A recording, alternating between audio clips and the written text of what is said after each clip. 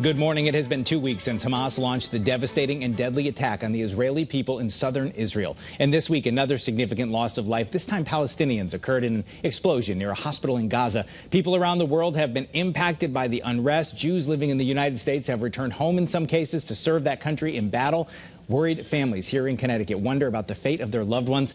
Here to talk about all of this is David Waren. He's the president and CEO of the Jewish Federation of Greater Hartford. David, thank you so much for being with us.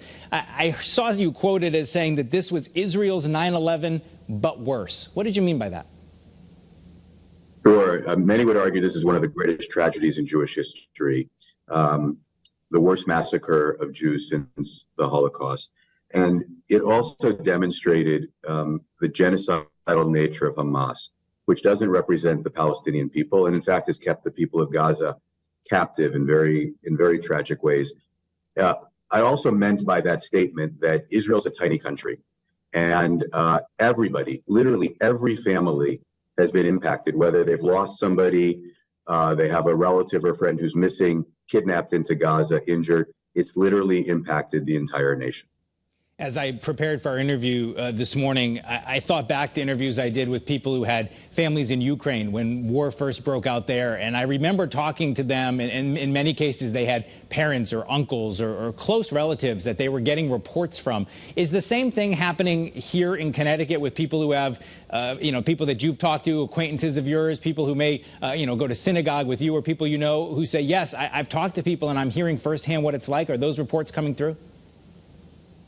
Absolutely. There are literally thousands of Jews across Greater Hartford with personal connections to the region.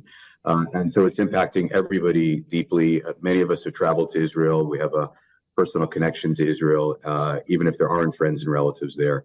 And so it's shocking and has deeply impacted the community, but also motivated the community to respond. Well, let's talk about that motivation to respond. I know one thing that your organization has done is begin collecting donations for an emergency fund, and the outpouring has been huge. I know we have a graphic. If people are interested in helping, we can show them how they can do that. But tell me about the response you've gotten, because you talked about the response of people in concern, but you've also had a big response monetarily. Correct. So in the communities around Gaza, as well as in other regions of the country because of missiles, literally thousands of families have been rendered homeless. The devastation and destruction is beyond description. And so there are incredibly urgent needs for temporary housing, repair and rebuilding of communities, funeral expenses, mental health needs. And the community is responding. I've never actually seen anything like this. In about a week, we have already raised well over $4 million as part of an overall initial campaign goal by federations across the country, across North America, of $500 million, at $500 million. The collective number across the country is already close to $400 million. So people are responding. There's not a lot we can do over here. We're not there physically, but we certainly can help support those in need and help rebuild those who have to pick up shattered lives. Obviously, this is a time where we've seen over the past few years, maybe decade, and I know you spend a lot of time with the Anti-Defamation League, you probably talk about this better than I can, an increase in anti-Semitic incidents happening in the United States. To have that kind of outpouring, $400 million raised in this short time period, does that speak to maybe people coming together? Is it a hopeful sign as you look at where we are as an American people? So there is a sense, both in Israel and here, and of course it's no secret there were pretty significant schisms within Israel over the last several months as well, over judicial reform, mirroring the polarization in this country. The country is now united in Israel, and the Jewish community here is united as well. All of those differences have been put aside, and the fundraising is one manifestation of that.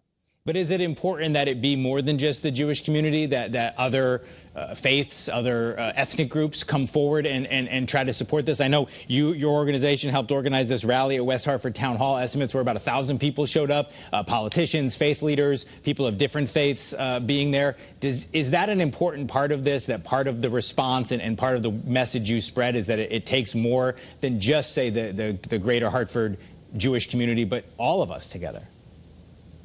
So indeed, and you had asked a minute ago about anti-Semitism. So we've been building these relationships, particularly in the context of rising bigotry, rising racism, and rising anti-Semitism.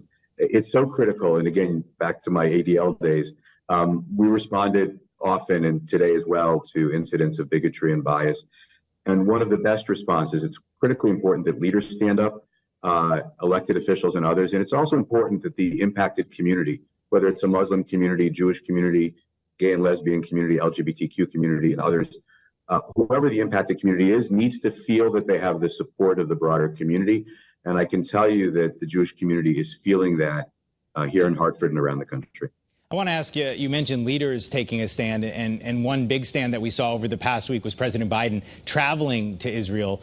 What is the reaction, both your reaction and what you're hearing from members of your organization and your community, to seeing the president actually make the trip? Sometimes, we see those kind of trips and in very different scenarios, but say after a hurricane or a natural disaster, and it's important for the leader to go there and be on the ground. What was the message that was received by American Jews from seeing that trip? So, number one, this is a point of moral clarity, and we're so appreciative to President Biden. The British Prime Minister is in Israel today, and world leaders, German Chancellor, are standing up because the moral equities are clear. And this is not a Jewish, Muslim, Israeli, Palestinian issue. Again, Hamas, by its very charter, is at its core genocidal and anti-Semitic. It's not about political gains. It's about the complete elimination of Israel and the killing of Jews.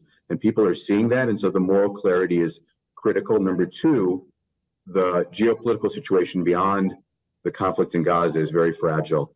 You can liken Iran and its allies to an octopus with tentacles. And those tentacles stretch to Hamas in Gaza, in Yemen, in Lebanon, in Syria.